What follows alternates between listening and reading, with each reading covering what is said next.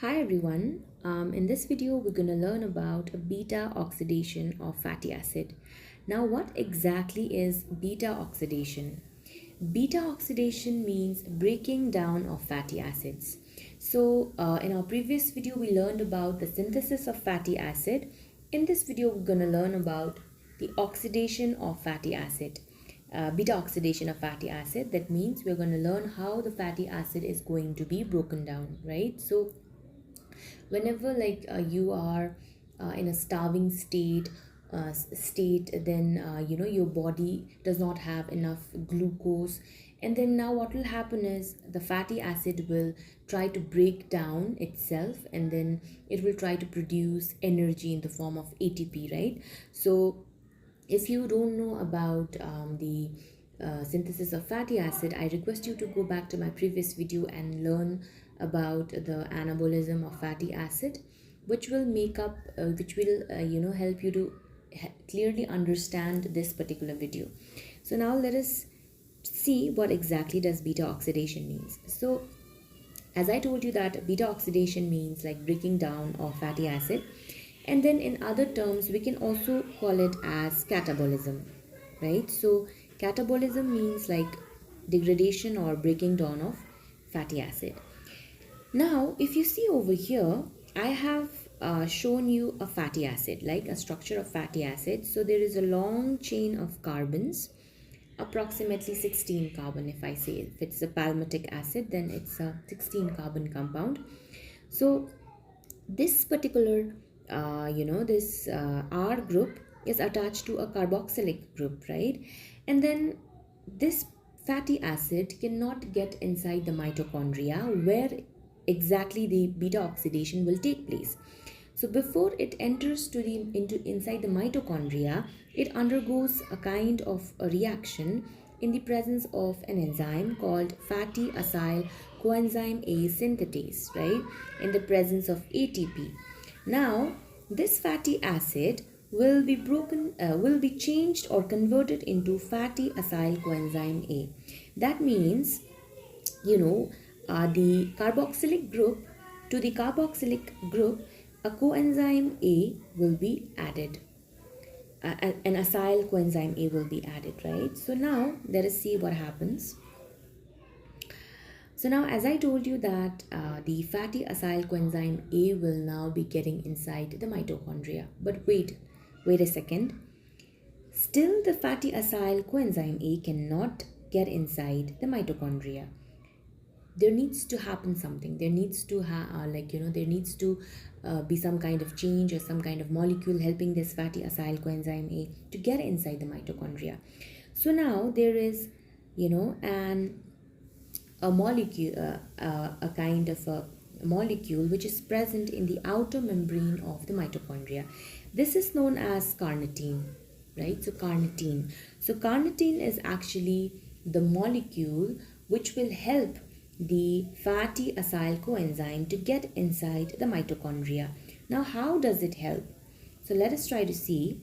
Now, as you can see over here, the fatty acyl coenzyme A has a coenzyme A to added towards the end of the carboxylic end, right? So as it will enter this transporter, this carnitine will also be added to this particular fatty acyl coenzyme A, and now this CoA will be removed. So this CoA is removed, and then this carnitine, the carnitine compound will be added to fatty acyl coenzyme A, right?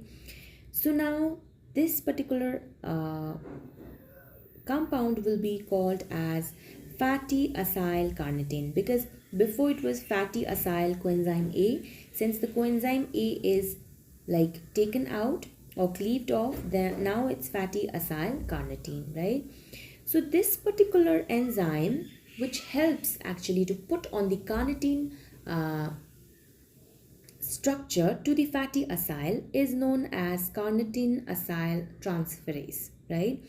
Or sometimes it is known as carnitine acyl transferase 1, type 1, or it is also known as carnitine palmitoyl translocator 1. So If you see CPT or CAT, don't be confused, it's the same thing, right? And the reason why it's palmitoyl is because the most common like fatty acid which is actually broken down is the palmitic acid as well, which is a 16 carbon compound.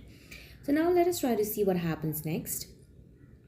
So as I told you that the fatty acyl cannot get inside the mitochondria, it gets inside the mitochondria with the help of the enzyme called carnitine acyl transferase, which actually removes the coenzyme A and then adds the carnitine group, which will make the fatty acyl carnitine, right?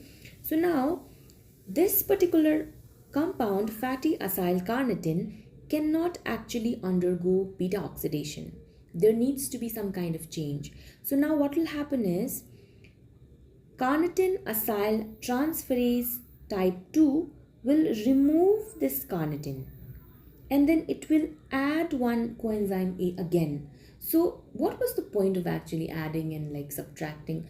It was all because it wanted to get inside the mitochondria, and then after getting inside the mitochondria it wanted to it wanted to keep its like normal whatever it was before. So now as you can see over here that this carnitine acyl transferase 2 has finally removed the carnitine molecule and then added a coenzyme A, right? So now let us try to see. Yes, so this is actually the first molecule that we started with was fatty acyl coenzyme A, right? So now I hope you're able to follow up what I'm trying to say.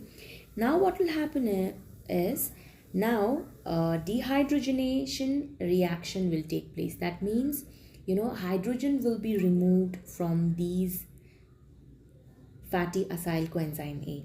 So there is an enzyme called acyl coenzyme A dehydrogenase, which will use FAD and then it will take 2 hydrogen away from the fatty acyl coenzyme A.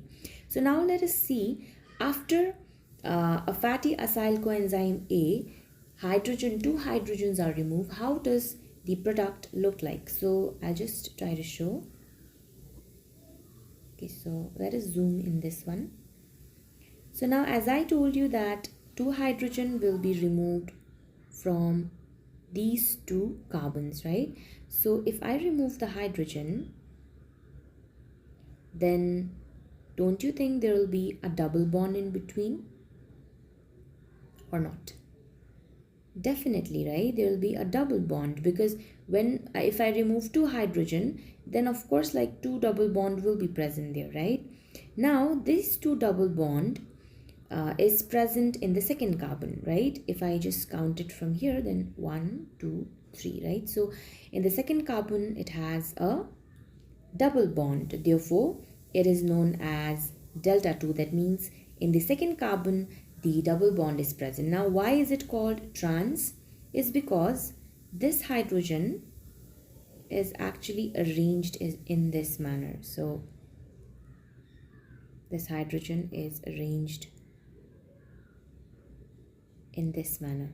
Okay, so I hope this is clear. Yeah, so this hydrogen is arranged in this manner, therefore it is known as trans, and then enoyl because it has a double bond, and then coenzyme A because it has a coenzyme A attached to it, right? So this is a dehydrogenation. That means 2 hydrogen is being removed from the alpha and the beta carbon, right? So, or we can say 1 or 2 2 or 3 as well, we can see that as well. Okay, so now let us try to see what happens in our next. So as the hydrogen is removed from the the acyl group, right, the fatty acyl coenzyme A, now this compound is known as trans delta 2 enoyl coenzyme A. Now there will be another step where water will be added to this compound, right, and the enzyme which is involved is known as trans delta 2 enoyl coenzyme A hydratase, because it is doing hydration, it is performing hydration, right, because it is adding water. So now let us try to see what happens when we add water and what kind of changes does this molecule undergoes, this compound undergoes. So let me just try to show you this. So I'm just gonna rub it, right? So there was a double bond in between, right? I'm just gonna do it like this. So there was a hydrogen over here, a hydrogen over here, right? And I said that there is addition of water to this compound. So now if we add water, so this is H, right? So this is H2O, right? So I have added water to this particular compound. Now do you think the double bond will get removed? Yes, right? So the double bond is removed now. So now let us try to see. So let us see over here. Yeah, so this particular compound now looks like this because I have added a hydrogen, right? Sorry, I have added a water into it, right? So now it has changed its double bond into a single bond, and then it has a hydroxyl group present in the beta carbon as well, right? So if you don't know, let me just write it down. I'm going to use green. So this is actually the alpha carbon and this is the beta carbon, right? So I hope you're not getting confused because this is the functional group, and then to this functional group attached is the alpha carbon, and like sidewise it is the beta carbon, right? So now this particular molecule, it will be called compound will be called as beta hydroxy acyl coenzyme A. Now why beta oxy? Because in the beta carbon there is presence of hydroxy group and it is acyl coenzyme A, right? So now after hydration there will be another mechanism which will be taking place, which will be called as dehydrogenation as well, right? So now let us try to see what happens. So now the enzyme which will be responsible for conducting dehydrogenation will be called beta hydroxy acyl coenzyme A dehydrogenase. So if you know this compound name, it's just easy to remember the enzyme name as well. So it's going to take NAD plus and then it's going to reduce itself into NADH, right? So when hydrogen is being removed from the from the hydroxyl group, now what will happen? Let us try to understand. So I'm just going to show you. Okay, so let me just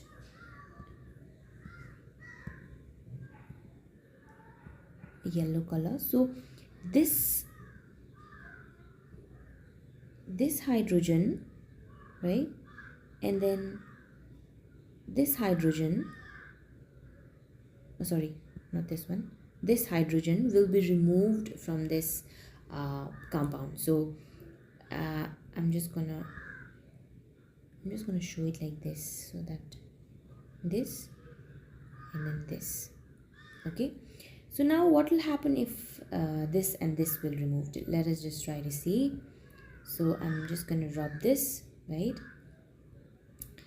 So I'm just going to make everything like before. So it has an COH, then we had an H, right? And then I'm just going to rub this.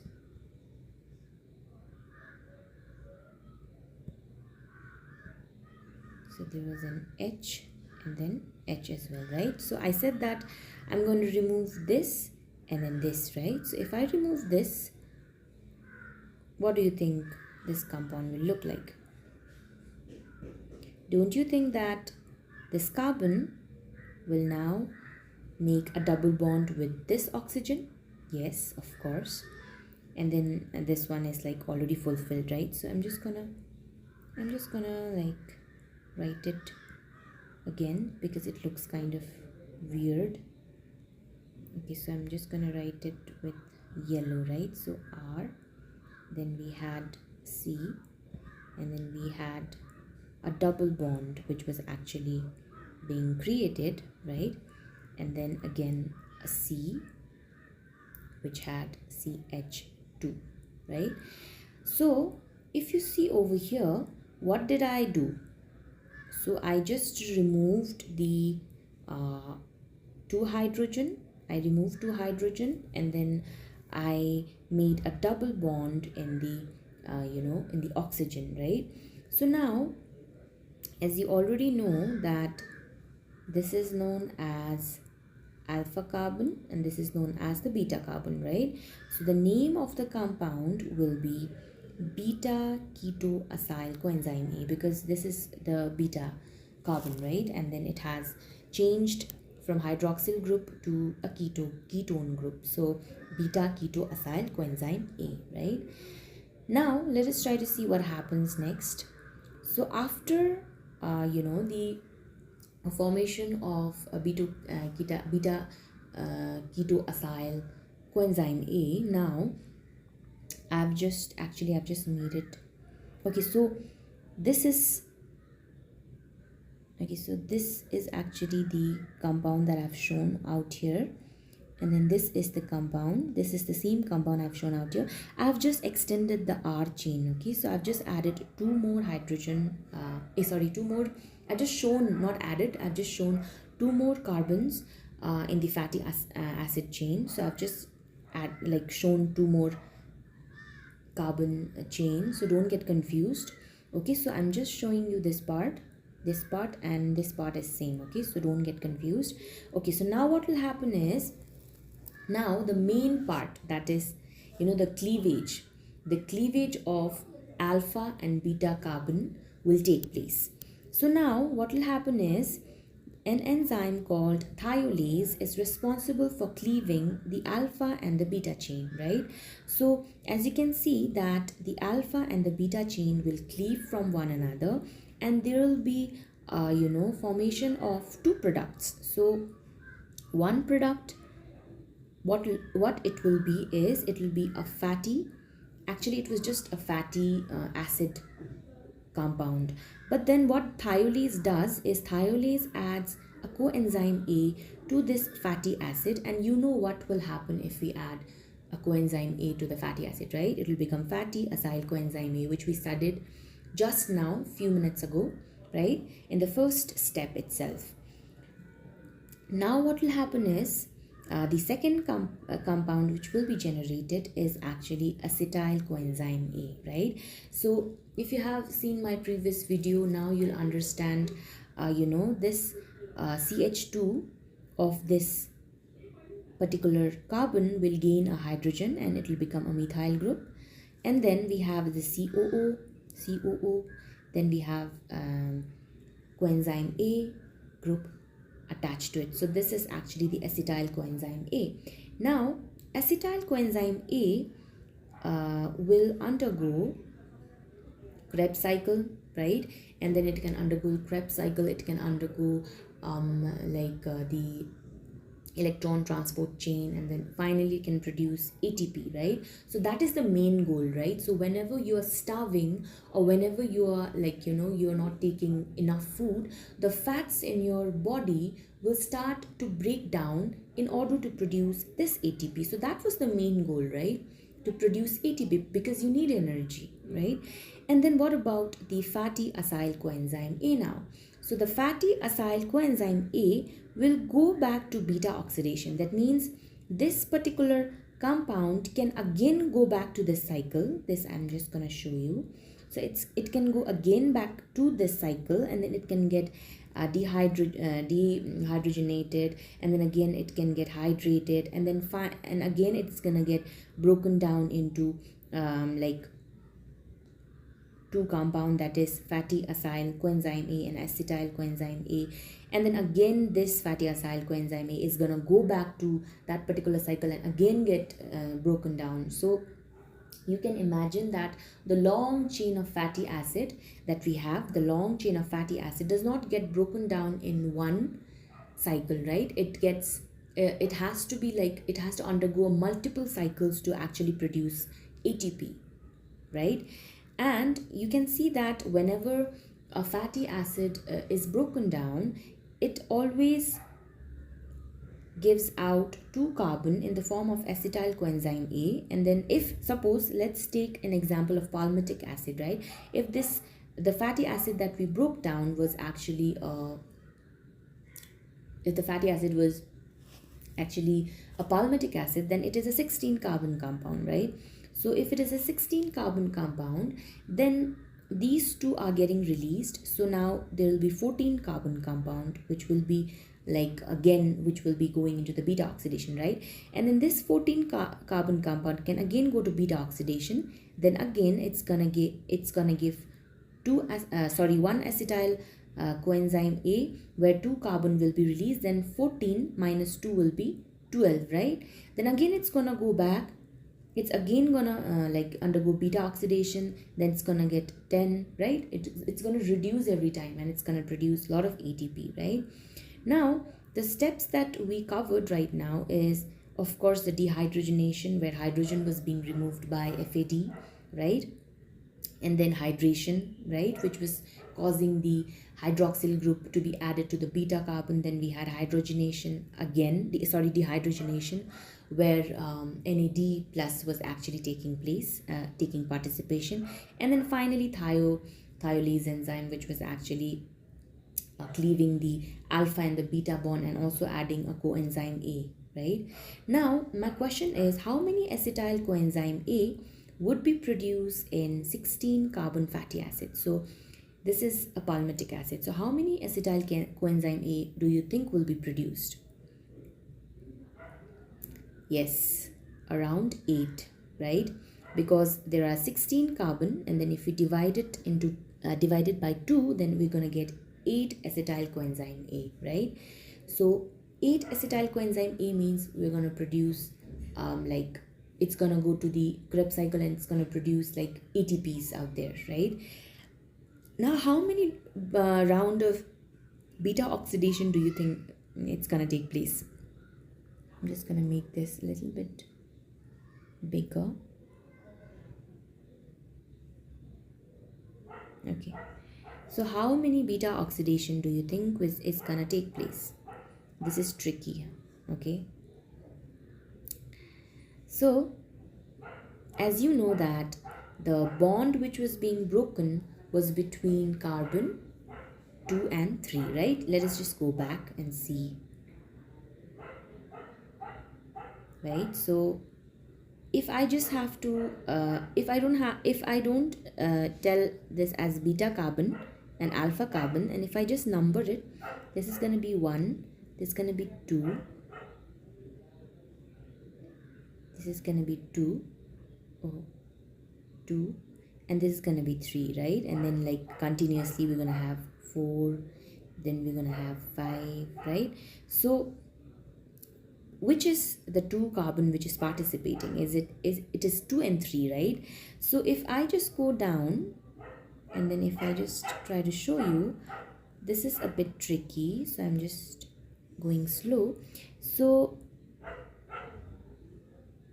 okay, so this was the bond which was going to break between alpha and beta, right? And again this bond will break, because this will be alpha and this will be beta, right? This 4 will be alpha and this 5 will be beta, right?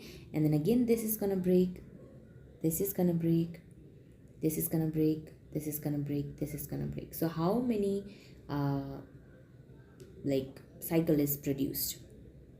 It's 1, 2, 3, 4, 5, 6, 7, right? So if if anyone asks you like how many round of beta oxidation will a particular carbon undergo, then you can just take the number of acetyl coenzyme A and then minus it with 1, right? So that will give you the number of cycles or the number of beta oxidation that will be taking place, right? So that is what I was trying to tell you, and I think I was just going to show you the same thing over here as well. So I've just numbered it this manner because this is the functional group and we are going to take this as the first carbon, right? and then we're gonna go like 1 2 3 4 5 6 like that. And then I've also shown you the alpha and the beta carbon. So alpha and the beta carbon is actually the second and the third carbon, right? So I think I've shown you just like the cycle over here. So when the alpha, let me just show you again so that it's just a quick revision for you as well. So if I break this bond, then definitely this is gonna go as acetyl coenzyme A, right?